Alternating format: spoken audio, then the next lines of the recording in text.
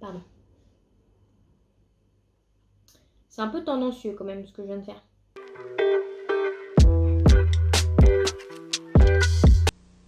Aujourd'hui, on se retrouve pour mon petit chat de couture. Ça va être un partage de mon expérience au McDo. Et en même temps, j'ai 2-3 petites bricoles à coudre. Mon expérience McDo, ça commence dès juin 2016, mais revenons à mai 2016. Je faisais mes études à Rennes, sauf que tous mes potes étaient sur Paris. Juste après mes partiels, je suis revenue sur Paris les voir et la plupart de mes copains m'ont dit « Mais pourquoi tu restes pas tout l'été avec nous ?» Et j'hésitais justement entre soit être sur Rennes dans mon appart, soit être à Paris chez ma mère. Mes potes étaient plus importants que savoir si j'allais dormir dans la même chambre que ma petite sœur ou pas. J'ai postulé quand même à McDo, même si j'entends beaucoup de critiques sur le fait d'être employée chez McDo. De toute façon, qui tente rien à rien, au moins que je dépose mon CV, on verra. Et j'ai été embauchée. Mon arrivée à McDo, en tant que nouveau, tu dois te taper les super vidéos. Ah, du coup, quand je suis arrivée, on m'a enfin donné mes fringues, donc avec ma taille, etc. J'avais un polo, bon, à moitié trop grand aussi, polo marron, très moche. Et ensuite, j'avais un pantalon avec une matière hyper épaisse, hyper rêche. Et en fait, le truc, c'est que le pantalon là, dès que je me baissais, dès que je m'asseyais, etc. En fait, ça me pinçait la peau au niveau de la cuisse. Ça me faisait comme si j'avais des suçons non-stop, j'avais des bleus énormes. Donc quand t'es enfin prête pour commencer, on te dit ton poste. J'ai dû apprendre la caisse. Donc j'ai appris à faire la caisse et en même temps le backup. Et ça, c'était trop bien, le backup. En fait, le backup, c'est juste tu fais les commandes mais tu parles pas au client. Donc tu leur prends pas la commande, tu les fais pas payer, juste tu fais la commande que ton collègue prend sur la caisse. Donc ça, c'était lourd. Genre, tu parlais pas aux clients. Moi qui suis antisociale, j'adorais être en backup. Bon, généralement, j'étais surtout à la caisse. Je faisais les ballons aussi. Je m'amusais, j'étais une pro des ballons. Je pense que le pire, quand même, quand t'es au McDo, c'est quand tu dois nettoyer. Quand t'es nouveau, je pense qu'ils aiment bien te tester et te font les tâches les plus ingrates. Les trucs ingrats, quoi. Généralement, McDo, les filles sont devant, les garçons sont en cuisine. Et généralement, quand t'es une fille et que t'es en cuisine, désolée, c'est que t'es moche. Non, après, c'est pas du tout mon point de vue. J'étais en cuisine pendant des mois et des mois, ça c'était pas un souci. C'est juste que dès le début, si on te met en cuisine, c'est que soit t'as trop de filles devant, soit que t'as pas un physique facile.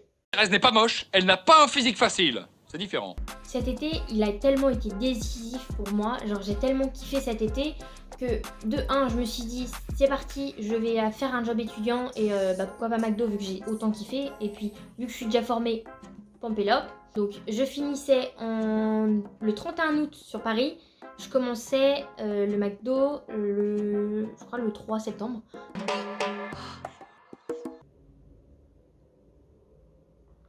À ce moment-là, je comprends les personnes et certaines vidéos que j'ai pu voir sur YouTube de votre expérience à McDo, de certains. Je peux comprendre parce que moi, ça a été le cas. J'ai vécu un enfer. Une expérience dont j'aurais pu me passer. Bon, passons à la couture. Depuis tout à l'heure, je fais que parler. Donc, la bralette que ma mère m'a faite en crochet. Vous donner une idée de ce que ça va rendre. Donc voilà, j'ai mis des épingles. Et ensuite, j'ai mon col bénitier. Sauf que le col bénitier, je l'ai essayé plusieurs fois et il était finalement un peu trop lâche. Donc, on fera ça ensemble. Enfin, vous allez me regarder coudre. Et en même temps, je vais continuer à papoter sur mon expérience McDo. Deuxième expérience à Rennes. Donc, comme je vous ai dit, c'est la descente aux enfers. Donc elle commence donc encore une fois par les mêmes vidéos, j'ai le même questionnaire à remplir et ensuite voici le temps de la tenue. Le pantalon je l'ai plus grand donc j'avais plus de suçon et ensuite le polo, on était beau gosse. Généralement j'ai une vidéo enfin une photo ou une vidéo, je sais pas trop. Donc j'arrive, je suis déjà formée, donc pour eux c'est tout bénef. Donc je sais faire tout ce qu'il y a devant, je sais tout faire en fait sauf la cuisine. Et en fait le problème c'est que j'étais justement déjà formée. Je me suis retrouvée au G2. Le G2 pour vous expliquer, c'est donc au drive, tu t'arrêtes à une première borne où tu as quelqu'un qui te parle. Cette personne là qui te parle, c'est lui le G2. C'est le guichet 2. Et c'est lui aussi qui va t'encaisser. Donc moi je me retrouvais à avoir deux écrans. Un écran avec le casque, qui était relié au casque. Donc cet écran-là, je parlais à celui qui était en voiture là-bas.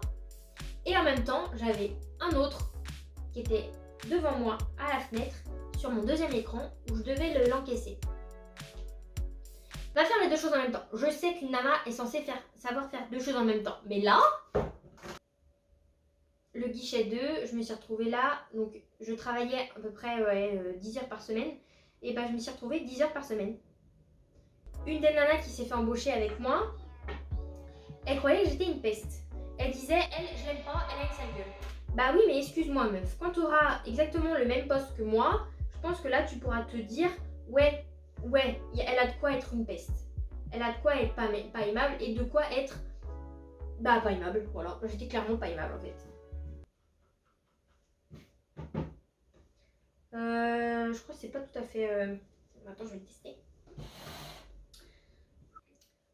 Donc, imaginez qu'une de mes collègues me dise ça, c'est que les clients, je pense qu'ils pensaient exactement la même chose de moi. Je suis pas aimable avec mes collègues, donc j'étais totalement seule au monde dans ce McDo. J'avais pas de potes, je parlais à personne. Bon, attends, du coup, est-ce que c'est beau? Attends, je reviens. Ouais, ce McDo, ça a été horrible dans le sens où, en fait, je pouvais rien faire. Enfin, dès que je finissais le G2, donc le G2, en fait, j'étais tout le temps conditionnée à être face à un mur. Vu que je parlais dans mon casque, fallait que je sois vraiment à l'écart pour pas trop gêner tout le monde et pour pas que tous les bruits environnants me fassent chier dans mon micro.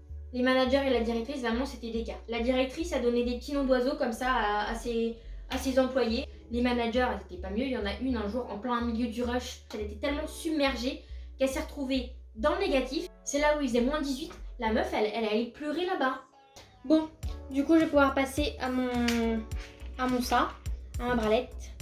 Et on va commencer à coudre tout ça. Le peu de fois où je me dis, bah vas-y, j'ai fini de faire ce que j'ai à faire au G2, je vais devant, au comptoir, et je leur dis, ouais, est-ce que je peux vous aider devant? Vous voulez que je vous fasse des frites, des machins? J'aurais tellement pas dû dire ça. On m'a dit, non, tu veux faire des frites, pas de soucis. Tu vas les nettoyer en dessous la plonge. Tu vas nettoyer les plaintes, tu vas nettoyer les murs, Non, je nettoie pas les murs, moi. Ok, t'as le droit de nettoyer de temps en temps, mais là, j'étais attitrée à ça. J'étais le larbin. C'est moi, Monsieur Larbin. C'est moi, Monsieur Larbin. C'est moi, Monsieur Larbin. Salut, c'est moi, Monsieur Larbin. C'est moi, Monsieur Larbin. J'avoue, je suis mauvaise langue. En vrai, j'avoue, quand même, sur les 2 mois de boulot que j'ai quand même fait un rush aux frites. Enfin, les panières, elles étaient tellement lourdes, je les remplissais tellement parce qu'il y avait tellement de monde qu'en fait, déjà, je pouvais pas prendre la panière avec une seule main. J'étais obligée de prendre, tu sais, de me supporter avec mon autre main. Et en fait, j'en ai eu des bleus dans la paume, tellement ça appuyait.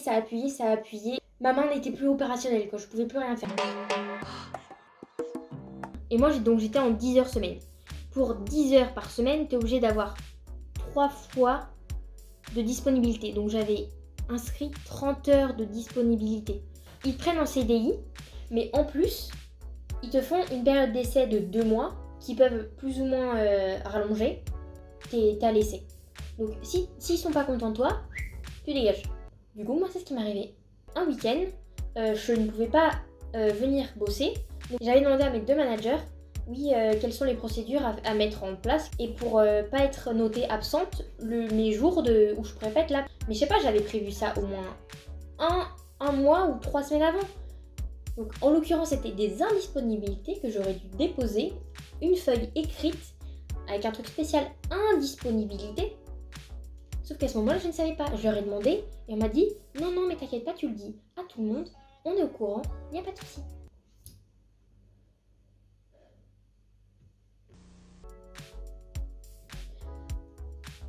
Je passe mon week-end, tranquillou, 3e semaine après. Manager qui arrive, oui Anne-Sophie, est-ce que je peux te voir? Ouais. Tu me pointes et après tu viens. Donc on s'assoit en salle devant tous les clients, face à face. Oui, du coup, tu sais que t'avais pas le droit de pas venir. Donc, on pourra pas te garder. Mais je vous avais dit, je pouvais pas être disponible le jour-là. Oui, mais tu sais, ça se passe pas comme ça, faut pas faire ça comme ça. Normalement, faut poser une feuille, Mais je te l'ai demandé. Tu te fous de ma gueule ou quoi? Non, clairement, j'ai pas du tout dit ça. J'ai fondu en larmes. J'étais là, non, mais en même temps, Putain. Elle m'a dit, tu veux faire ton préavis? Donc, préavis, vu que j'avais pas encore validé ma période d'essai, j'avais 2 semaines de préavis. J'ai dit, Bah oui, du coup, je vais faire mon préavis. Donc ce soir-là, franchement, j'avais dit oui à mon préavis, donc je m'y suis tenue. J'ai fait mon week-end. J'ai passé ma semaine en cours. Le vendredi soir, je finissais les cours à 18h. À 18h30, je devais être au travail. Déjà à 18h15, j'étais pas encore partie de chez moi. Je venais d'arriver il y a 5 minutes, j'avais pas pris mes affaires parce que... attends. Je travaille avec ces SFR McDo qui puent la mort. Parce que les chaussures, bah je t'avoue, moi je les lavais jamais, les surchaussures. J'avais des morceaux de frites, de machin, de trucs sous les chaussures. Ces chaussures-là, les semelles, elles ont adhéré à la surchaussure. Donc j'ai eu le temps de faire les boutons. Vous voyez là, ils sont transparents. Hop. Je vais les mettre... Donc je les rentre dans les trous déjà préfaits. Voilà, comme si de rien n'était. Bref, je fais pas mon préavis, je me barre, voilà. Mais ça s'arrête pas là. Je me dis pas non, le McDo, c'est... Non, non, non. Et je sais pas, ça devait être en avril, si je me trompe pas. Avril, j'envoie un message à mon directeur. Je voulais savoir si je pouvais retravailler cet été. Et il me dit, c'est quoi ta taille de polo et de chaussures? Donc voici ma 3e expérience McDo. Ma 3e expérience McDo, bah, ça a été encore une super expérience. Ça, c'est une anecdote qui est assez impressionnante, enfin selon moi. À un moment donné, je sais pas pourquoi, j'ai comptabilisé un peu. Ça faisait 30 jours que je travaillais au McDo. J'avais mangé 33 fois au McDo. Mais 33 fois, du coup, parce que j'y travaillais. Et je ne prenais pas un gramme. Donc ça, c'est fini.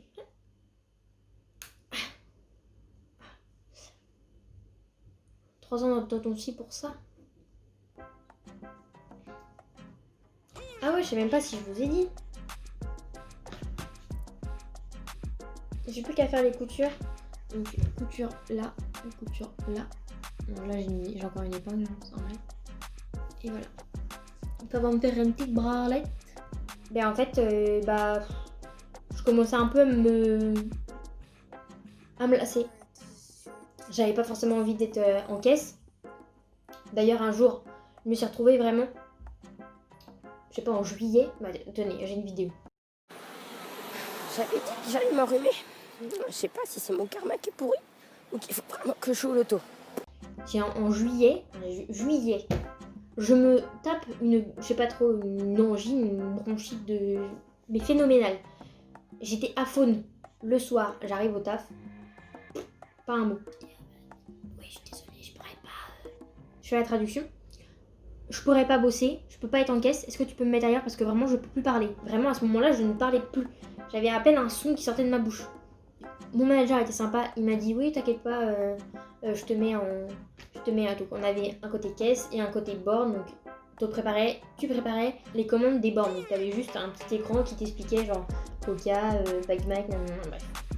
Sauf qu'à ce moment-là, tu te dis mais c'est tranquille, t'as pas besoin de parler au client. Bah si mon gars. À un moment donné, t'es obligé d'appeler la commande parce qu'on n'avait pas de service à table à ce moment-là. Comment leur annoncer que leur commande est prête? Imaginons que c'est un ticket de caisse, je fais du bruit le plus possible avec mon ticket et je montrais le numéro de commande. Petit changement d'angle, parce qu'à un moment donné, vous allez être lassé un peu de voir ma gueule. À un moment donné, antisociale que je suis, non, j'avais fini d'être malade, mais dans tous les cas, j'avais plus envie d'être en caisse. J'ai demandé à ce qu'on me forme en cuisine. La cuisine, donc t'as deux trucs. Donc t'as soit quand t'es en full kitchen, donc quand t'es en full kitchen, c'est je sais pas si vous avez déjà vu au McDo, des fois t'as un grand truc, genre un truc où t'as plein de sandwichs qui arrivent, qui sont chauffés. Ça c'est le full kitchen. En gros, la cuisine fait des sandwichs. Tu calcules pas. Par contre, après t'as le made for you, où là tu fais le sandwich selon la commande qui arrive. Donc t'as tes écrans, et il te dit, telle commande, je veux un Big Mac, un machin, un truc. Et tu fais un Big Mac, un machin, un truc. Alors que full kitchen, tu cherches pas, t'es attitré Big Mac. Donc moi j'étais surtout attitré Big Mac. Je faisais 9 Big Mac par 9 Big Mac.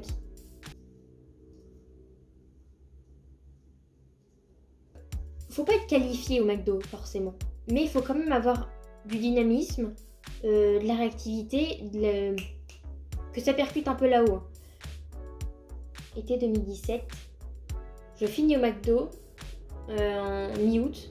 Mais quand tu finis au McDo, t'as tes congés payés parce que évidemment tu les prends pas quand t'es en job saisonnier. Tu ressors de là, en 24 heures semaine, t'as à peu près payé 800 balles. Tu sors du McDo, t'as un chèque de 1000 balles parce que t'as tes congés payés. Bon. Ça dépend combien de temps t'as bossé aussi parce que tes congés payés c'est 2,5 congés par mois que tu accumules. Donc ils te les payent à la fin de ton contrat. Lorsque tu démissionnes. Parce que tu es obligé de démissionner vu que c'est un CDI. Revenons-en au fait. Je me retrouve à Rennes. J'ai dépensé toutes mes thunes. Et il faut que je reprenne un boulot. Pas de boulot étudiant pour Soso. Donc je me retrouve à me dire, bon, je vais appeler mes copains du McDo.